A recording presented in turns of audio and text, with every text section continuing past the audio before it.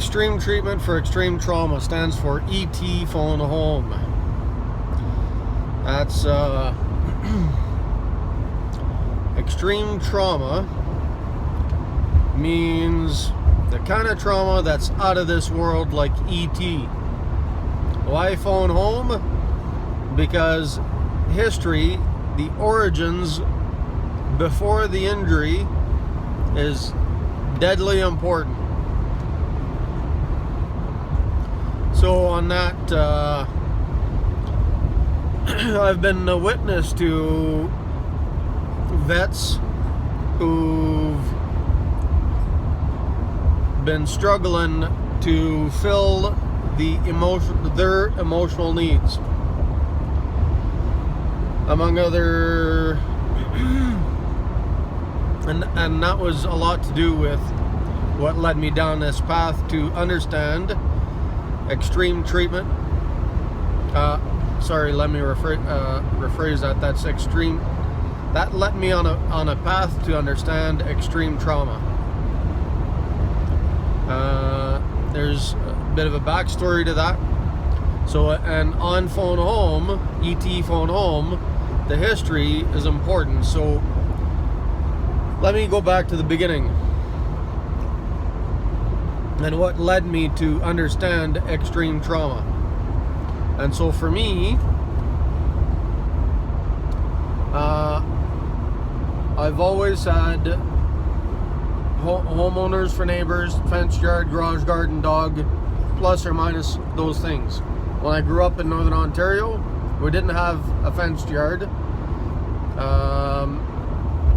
We didn't have a dog, but we did when I was in my early or pre-teens. We had a dog in my pre-teens, and so we didn't always have a garage, but we had a shed. So all of that work goes towards that kind of environment I grew up in. I was always used to, and when life took a turn for me, I knew I was overwhelmed with stress, to put it mildly, lightly, and I knew I needed some normalcy. I knew I needed a similar environment. Today, I would say that treating mental health injuries is identical to treating physical injuries, in so far as, at least in the history, is extremely and deadly important. So my history being that I always lived in or grew up with, always had homeowners for neighbors, fenced yard, garage, garden, dog, plus or minus variations thereof, and usually in the country. And through my teens, I was in the city. So today I'm comfortable in both environments, but I prefer living in the country, in the small towns. But I've managed, I would say, very well in the city. Those years I've been in the city. So when life took a turn for me about 6 years ago, through 2015, I then needed help getting into an apartment. And I said I needed what was reasonable, because I no longer owned a home. What was reasonable is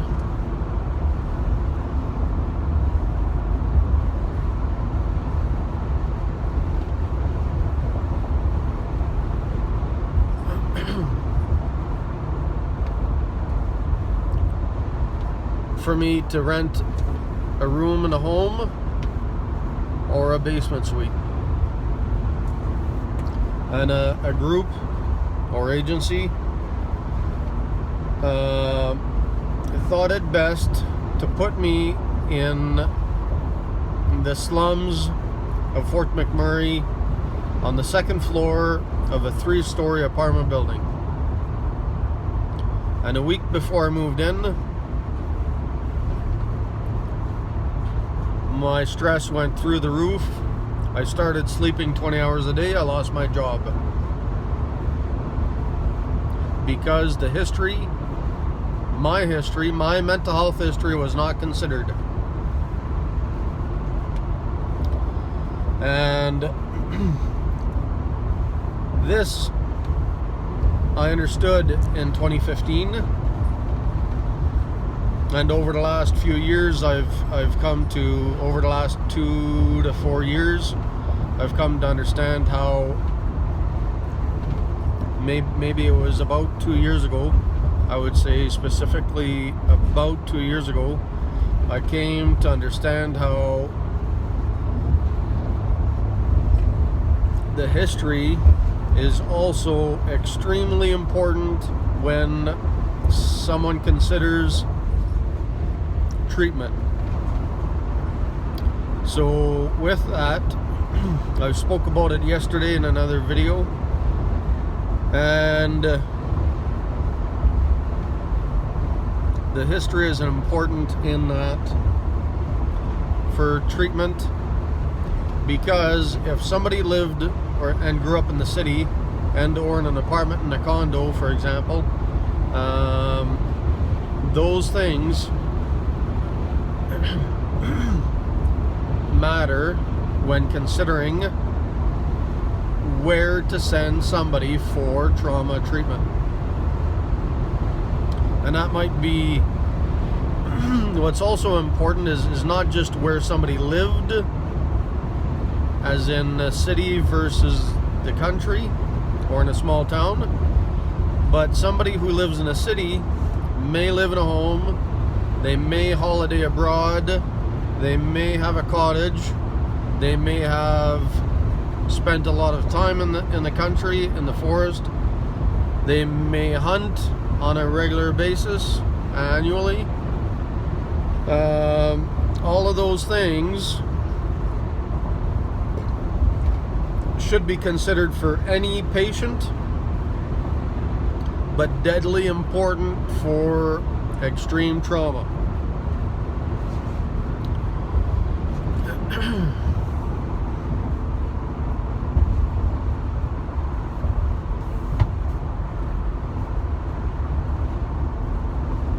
So,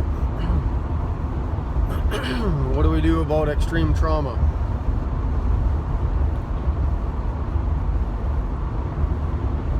Well, so again, the same thing with treatment. Extreme measures need to be considered when treating extreme trauma. And by extreme measures, I don't mean anything crazy out of the world. It just means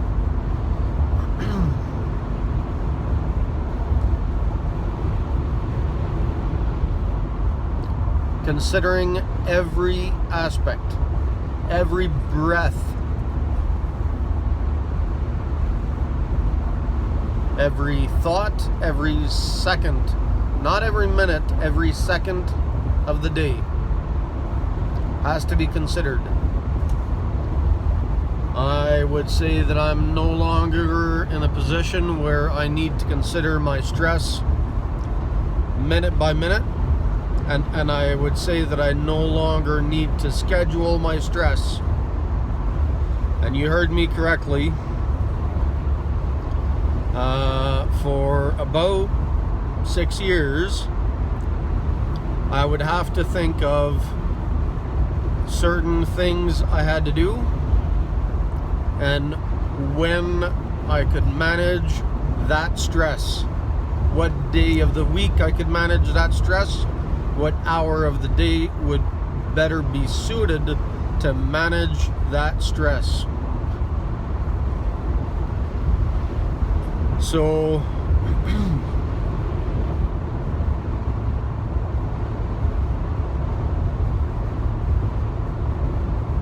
I just had a patient with me, and I would rightfully describe that individual as a patient, because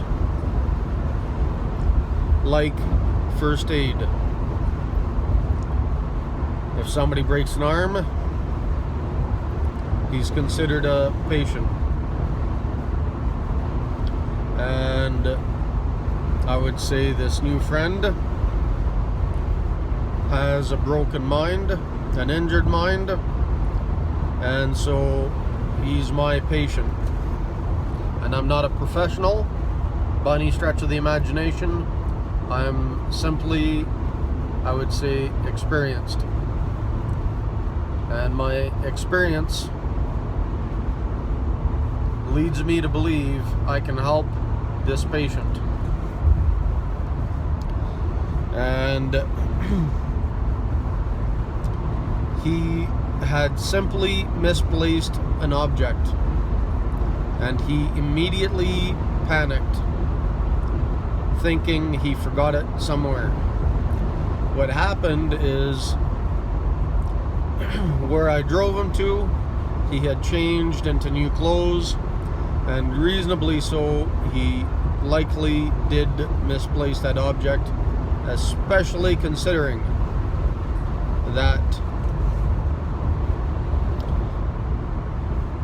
he could not think straight, he could not think clearly, and he could easily misplace something. And so, but I'm extremely happy I did take him to his appointment, and the individuals I met at that appointment have created lasting effect in Edmonton, and I hope, I believe they will trust me and support me as I ask for their support in creating change to effectively start treating extreme trauma. And so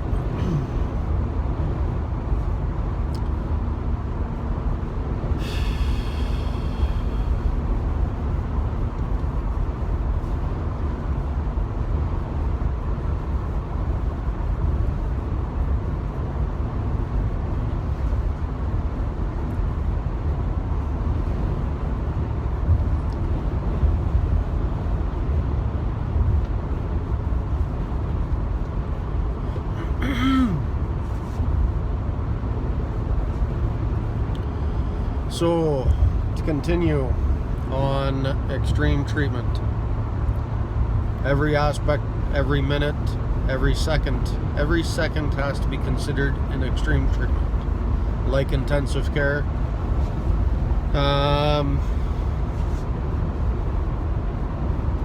And so, the reason I have come to understand it so well is largely because twice I've been in a situation where I clearly could not function. The first time I would walk down the street. In every step I took, I would laugh in one step, then cry in the next, repeatedly all day long. And I got to the point where my mental health deteriorated still, and a military veteran, not because he's a veteran, but because he had been, let me rephrase that, but because he had been as injured as I was,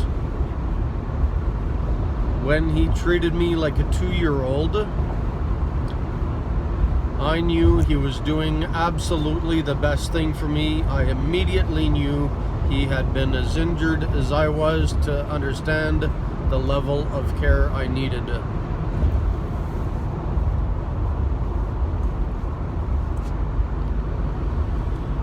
And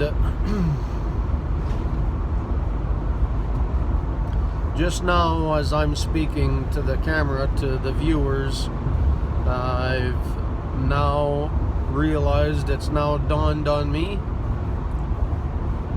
my patient needs to relearn, and I thought about this over the last few days, but I just now realized, like we teach a 2-year-old how to behave in society, my patient needs to relearn how to behave in society. And that is absolutely crucial, and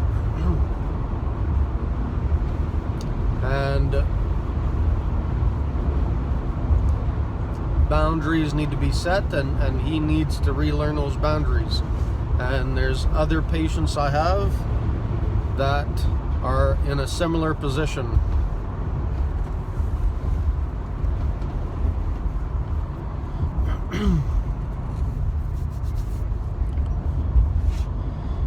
So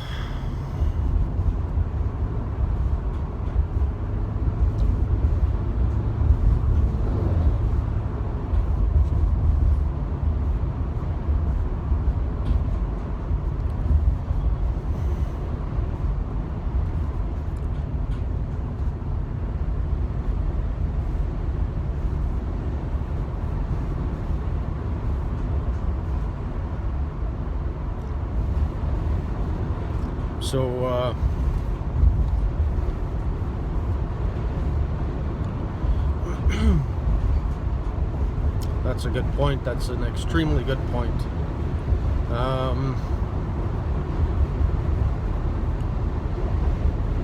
So on that, I don't know, I think I know where I relearned my boundaries after that vet treated me like a 2-year-old. And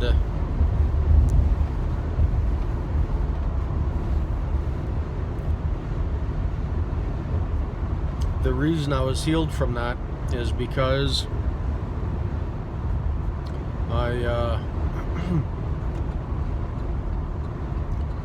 the Fort McMurray, the forest fire evacuation of May 2016 of the Fort McMurray wild forest fire.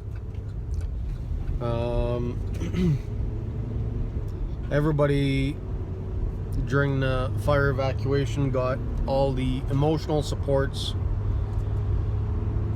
they needed, and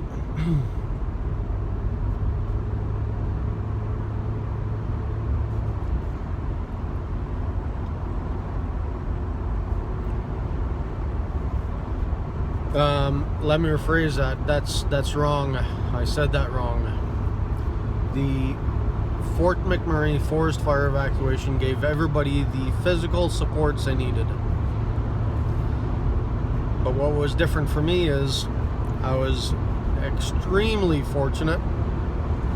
My former business community gave me the emotional supports I needed, and that realization came to me about 2 days ago when it dawned on me that my former business community,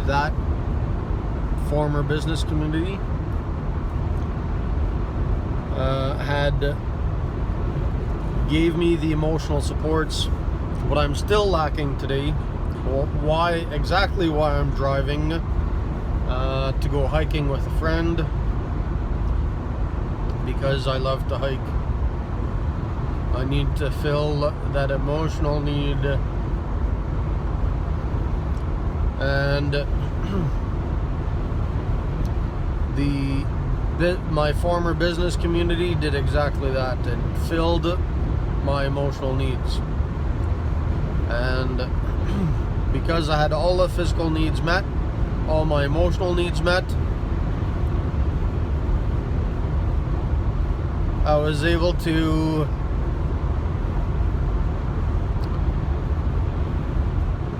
start functioning like an adult within 3 months.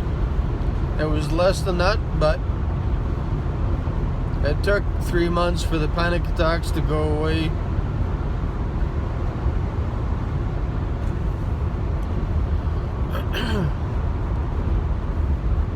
And here and now, the second time around, the second time I functioned like a 2-year-old at the cognitive capacity of a 2-year-old. Has taken me about 3 years to heal myself to this point, without any supports from anybody, without any supports from any groups or agencies. And so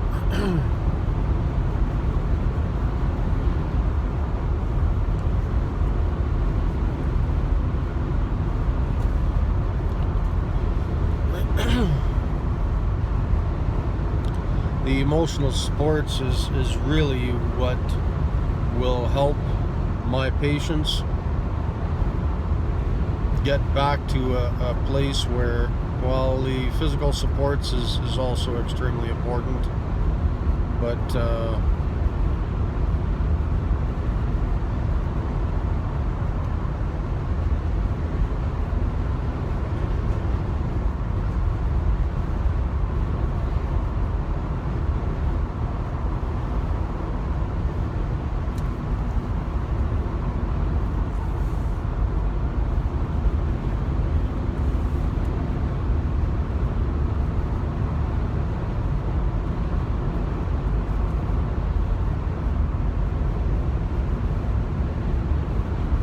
so the second time, this time around, I still don't have my emotional needs met, but I've been trying desperately to fill that void, and me trying to do that since yesterday. I now realize, since yesterday, me trying to fill my emotional needs void is what's kept me off the drugs, is the only reason I've been able to stay sober in that sense. But my habits to help others, to try to fill my emotional needs, is what's become problematic, like an addiction.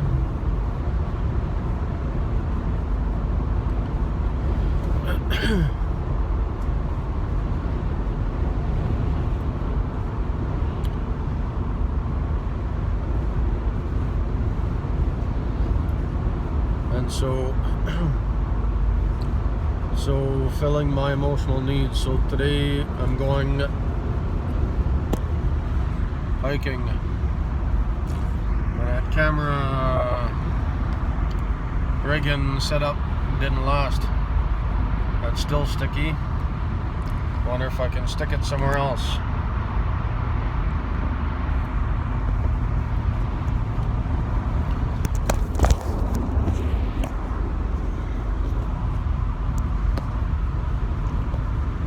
Okay.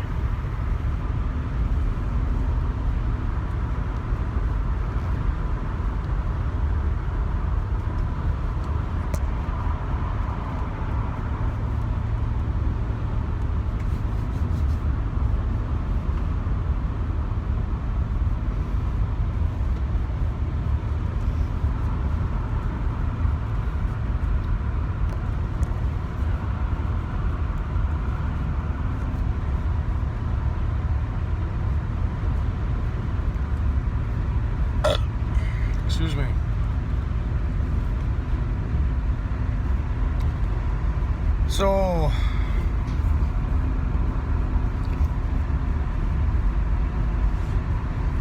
filling the emotional needs is what'll help heal emotional injuries. And so with my patients, it'll be extremely important to encourage what they love, what's important to them. That'll help them get back on their feet, and that'll also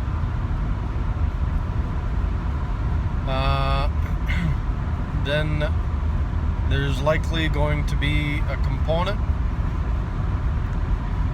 of them having to relearn to behave in society, relearn boundaries, and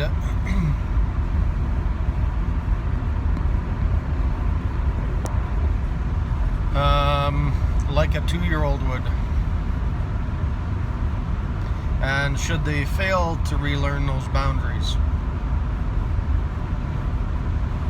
that could set them on a path for failure.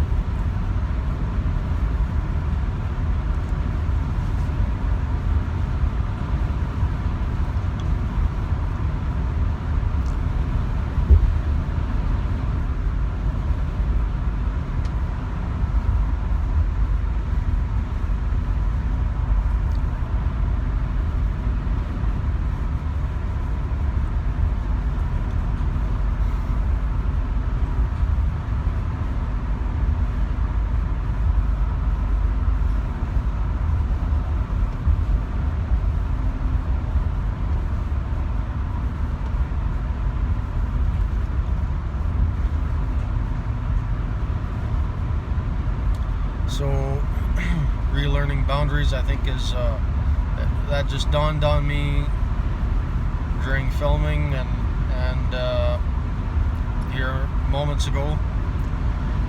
And I relearned boundaries because of my business community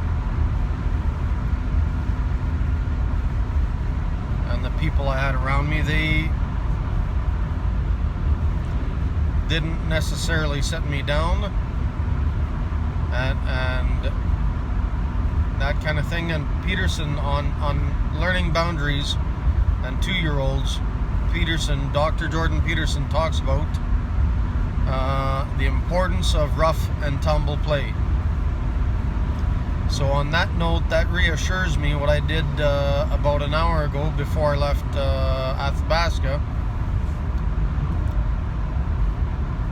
is one of my patients made a mistake, and I would say emotionally I pushed back to teach him that what he did was wrong. But now that moments later, now that I understand the importance of teaching them boundaries and how important that is, that patient, one of my 3 patients,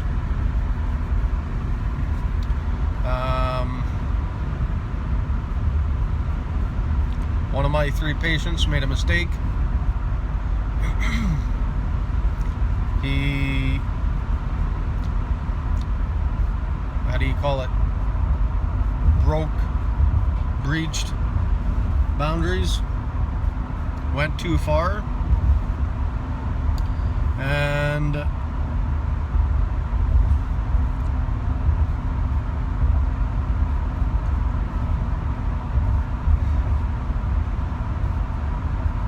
so I pushed back, like you might see on the National Geographic channel, where Mama Bear slaps a cub, says enough of that.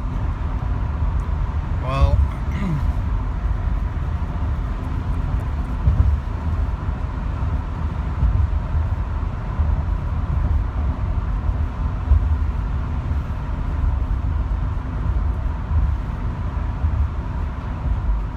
so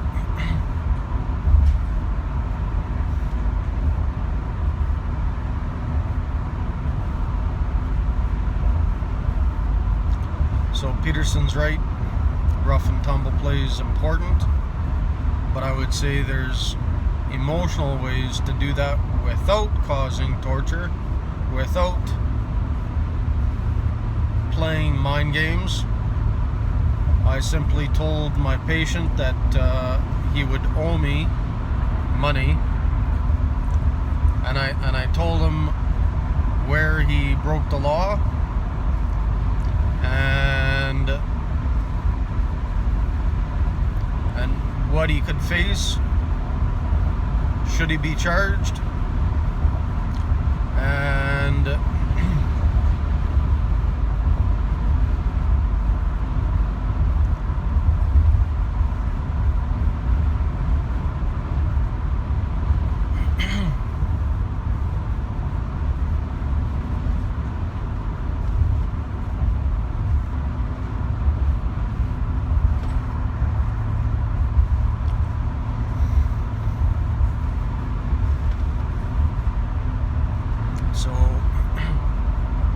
so in that way I've pushed back emotionally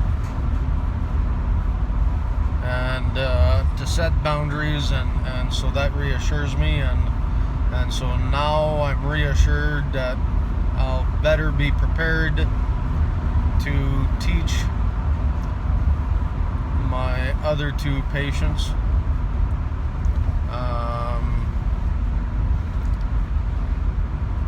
for them to relearn boundaries.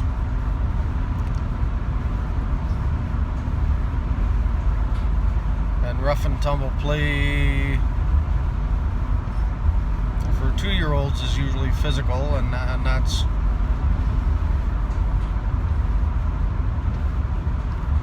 not always appropriate as adults. But I would suggest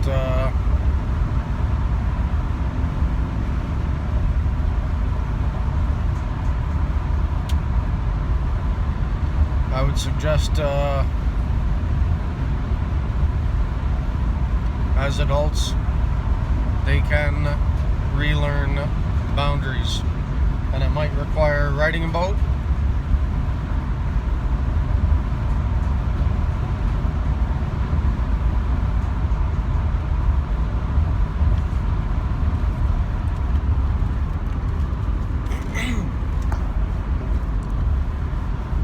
and actual lessons.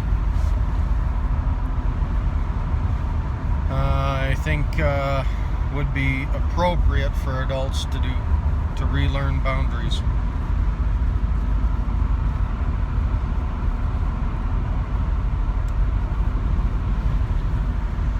And so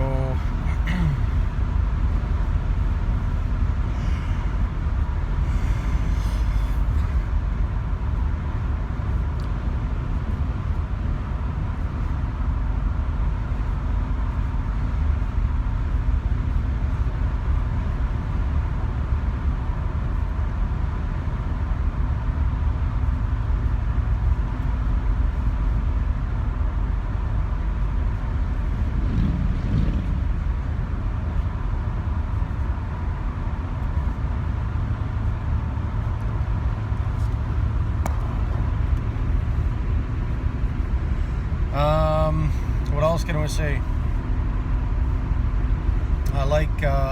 I'm super glad that I've got the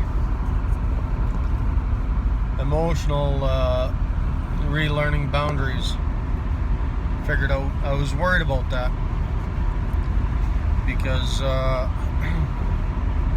they could be released into society without relearning boundaries, and that could cause a lot of trouble.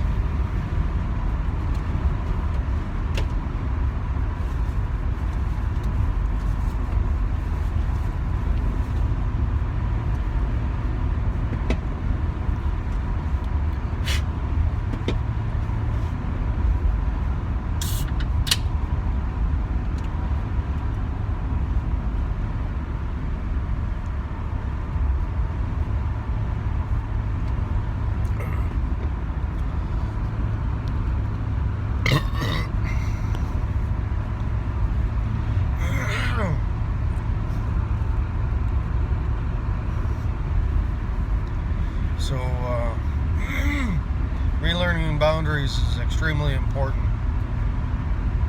and they can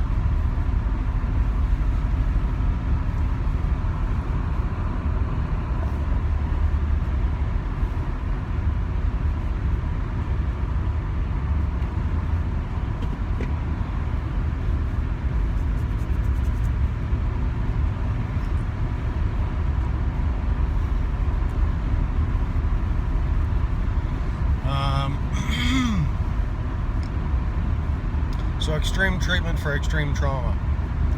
So extreme treatment. What else can I say about extreme treatment? ET. ET is what extreme treatment stands for. Like, out of this world trauma. Like, try to figure that out. It can be. And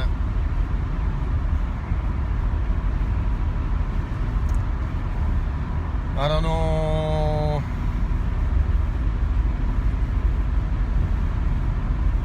why it seems to be so difficult. I didn't understand it before.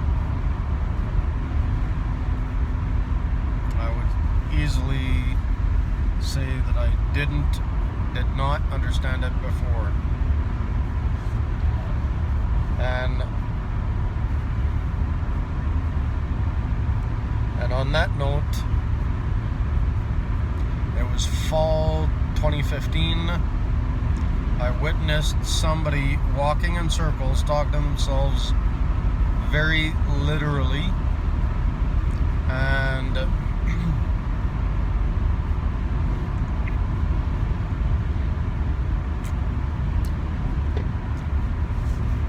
my first thought was, what would drive somebody to that point?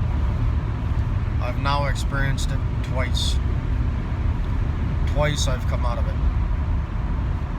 And in the last 6 months, not 10 months, let's say 10 months,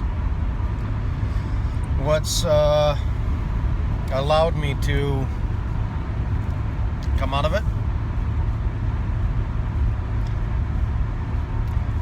Let me rephrase that. 10 months ago and plus, I knew how fragile I was, the fragile state I was in, and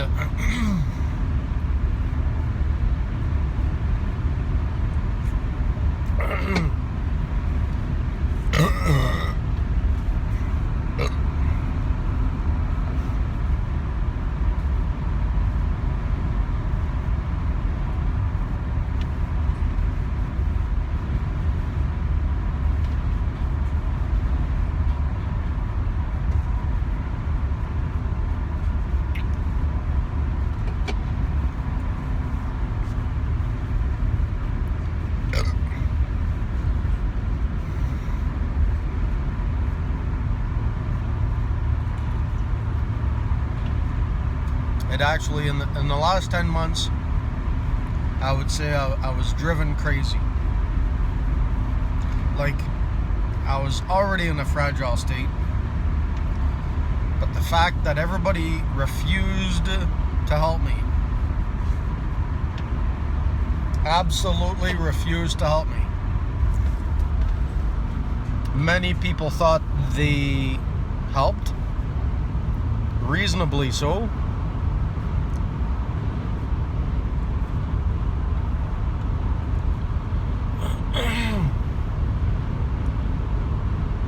I was actually driven crazy in the last 10 months. I've sent many emails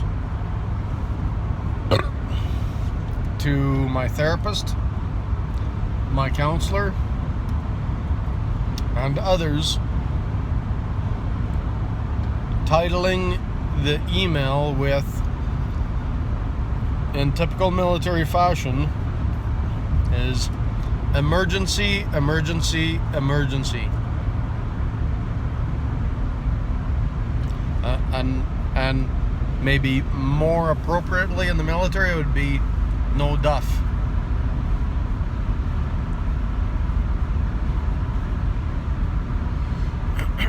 And so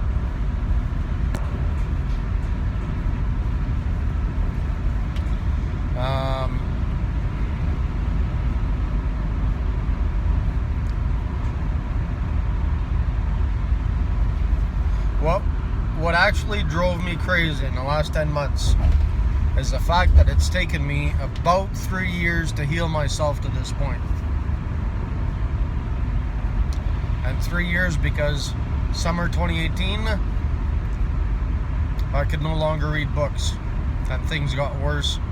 But I did everything I could to heal myself. The reason I could no longer read books is because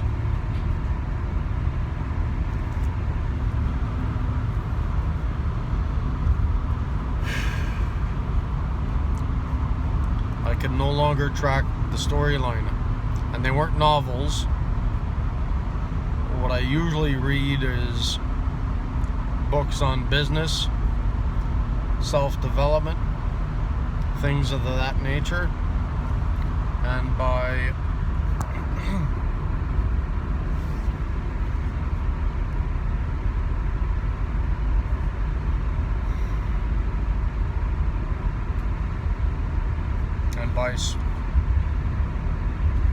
summer 2018, I was in an emotionally good place to read, but I could no longer track the storyline, and that was the first clue, and I didn't know it then, but that was the first clue that I could no longer track tasks. Now I'm getting better, finally getting better to track tasks.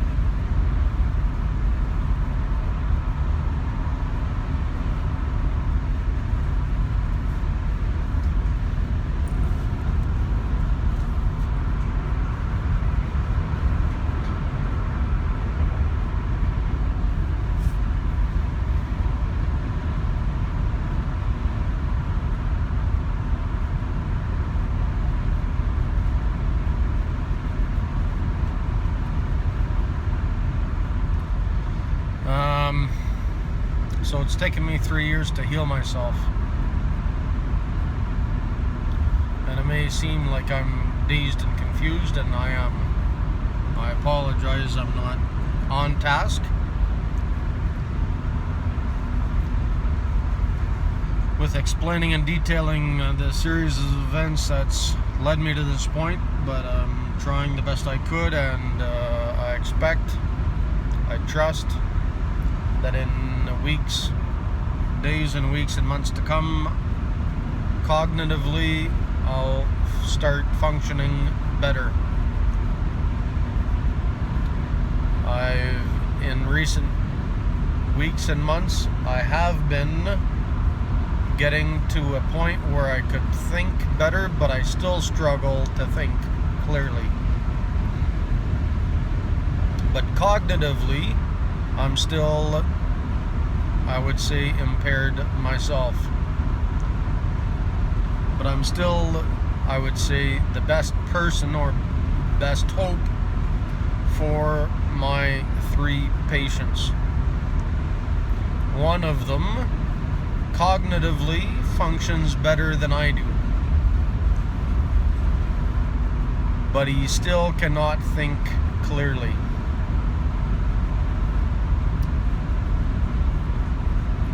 And I can heal him of that.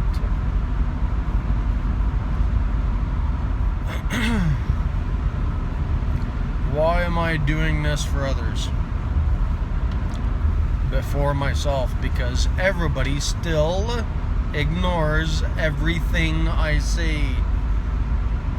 I need, no matter that I have lived experience, not once but twice, through this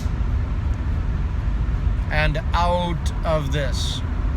That ignorance is exactly what's driven me crazy in the last 10 months. Only recently have I come out of that mind state.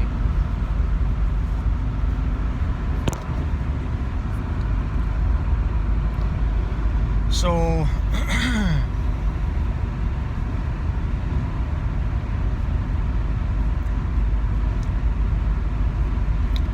cognitively, one of my patients has given me 4 examples of why and how he functions better cognitively than I do. Things I should know like the back of my hand. Things I should be able to perform blindfolded. Normally would. Things my subconscious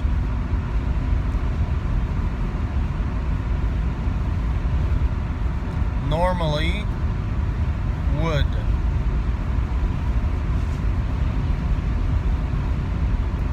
But it's impaired my subconscious at the subconscious level.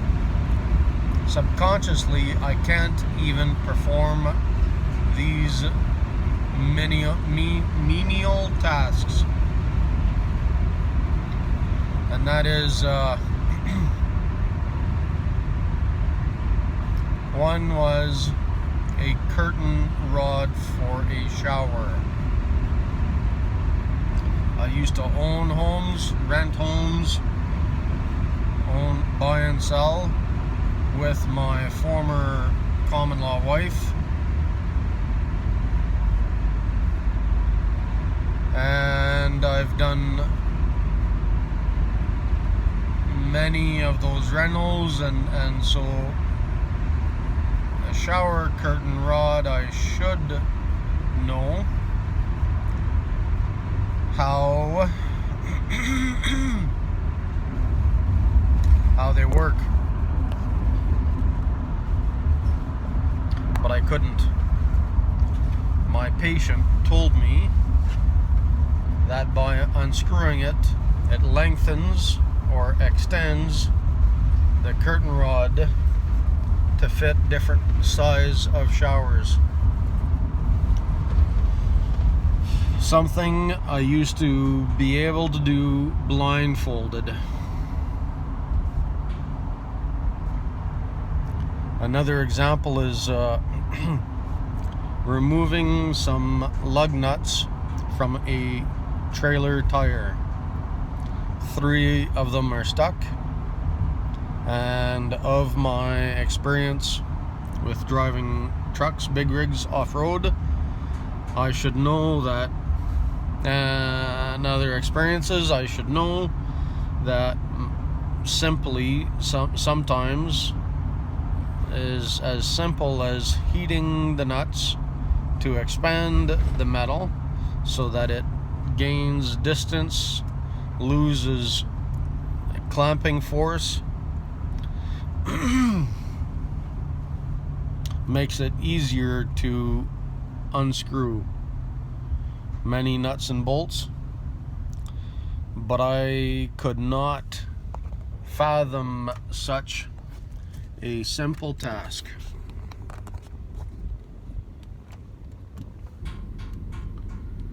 So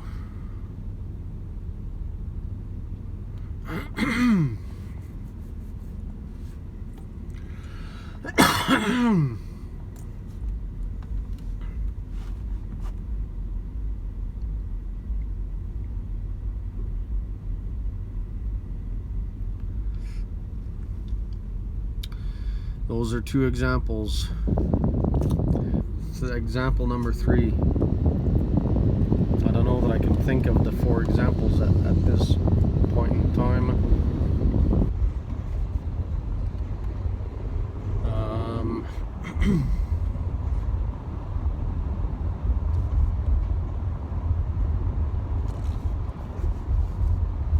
There was another mechanical example. Shower curtain.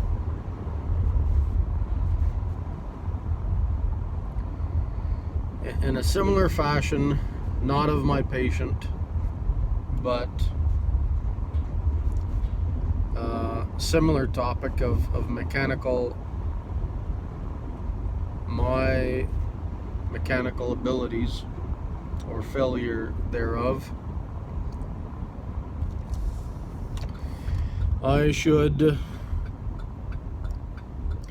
My patient, these events over with my patient would have been over the last week or two, but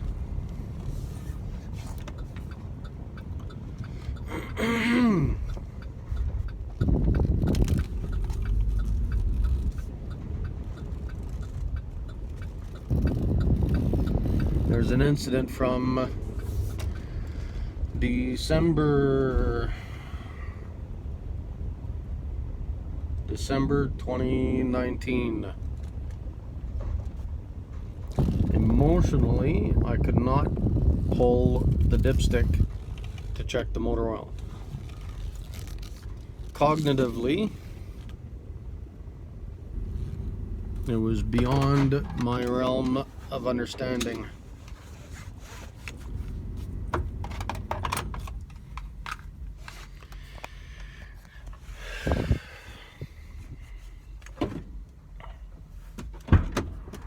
So